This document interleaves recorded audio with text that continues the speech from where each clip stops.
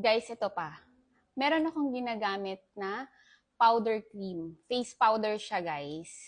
Irereko ko sa inyo. Ayoko siyang i-gatekeep kasi ginagamit ko siya since college pa ako, guys. Ito. Itong Popa, guys. Mura lang to, guys.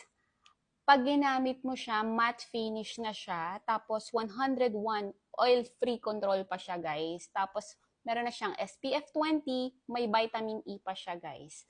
Sobrang ilalaban ko talaga to sa lahat ng mga face powder na ginagamit nyo, guys. Sobrang mura na at ang ganda pa. Maganda dito, guys. Meron na siyang salamin. Yan.